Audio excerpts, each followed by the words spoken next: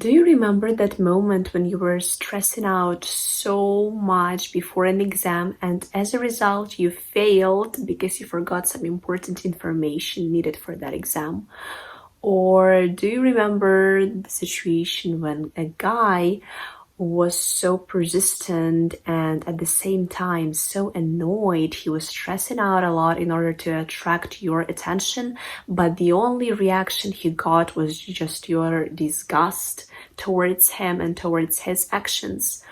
Why do you think both situations ended up as a complete failure? Hi, my name is Jane and welcome to my channel.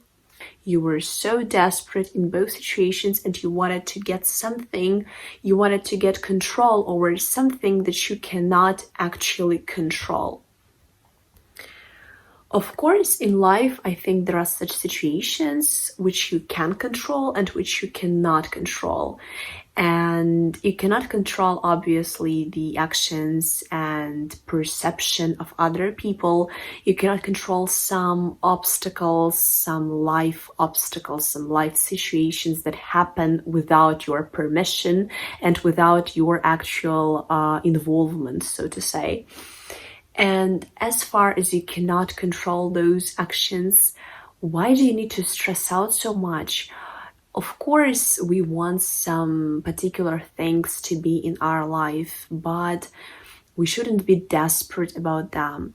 We shouldn't be that much attached to that, because when you are so attached to that specific goal that you want to have, you become so focused, hyper-focused on that goal that you become so addicted to this. You cannot basically live without it. We depend only on God and we cannot allow ourselves to be dependent on some other materialistic things.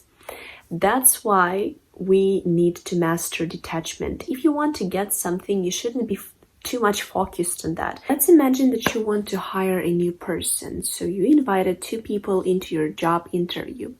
The first person is so worried and she's trying to do her best. She's trying to be super active, but at the same time, you can feel that she's extremely anxious and she's worried to make the right impression. And then you see the second candidate who's pretty calm but confident at the same time. Who would you pick? Who would you pick? I would personally pick the second one. Of course, the second candidate is likely to be chosen for this job position because of his inner confidence, and it just feels as if he knows his value, he knows his worth. And that's why confidence is so important. But at the same time, if you are so attached to that specific goal you want to get, you cannot be completely confident and calm. You cannot be completely calm, and that's the problem. Because if you are not confident, if you are not calm, you just spread this worried energy. Everybody sees that you are worried, that you are not self-assured that you will get that. If you're attached to something this much that you show this inner constant anxiety that you have, what if that thing or what if that person suddenly leaves, and what's left? You're broken. You're broken inside out. And what you're gonna do with your life? How you're gonna collect yourself together, gather yourself together? It's so difficult to do. Confidence is really important. If you want to get something, you need to be sure that if this is meant for me by God, by God's plan, I will get it and everything will be fine. Of course, I do not say that you just need to rely only on God and just stop doing anything. God will give you everything on a plate. Of course, no, you need to try to do your best. You need to put some effort, of course, but you need to understand if it's meant for me, I will have this eventually. But at the same time, do not be this much stressed that, oh my God, I'm not sure whether I'm gonna get it or no. Be completely sure that if it's meant for me, I will get it. Yes, I put some effort, and if God blesses me with this, if God knows that, oh yes, you need that, I will have it. That's it.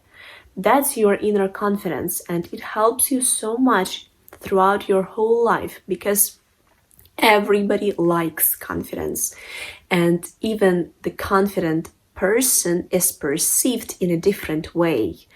A confident person gets more respect and gets more affection, rather than a worried person who's always worrying about everything around her or him. That's why it's important.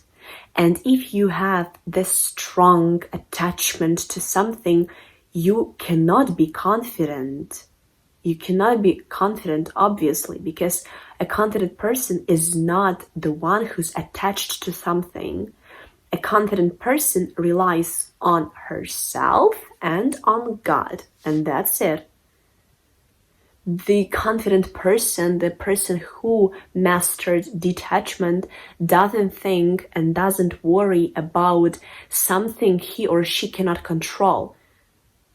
Because why would she? Why would he? Thank you for watching this video, and see you in the next one. Bye!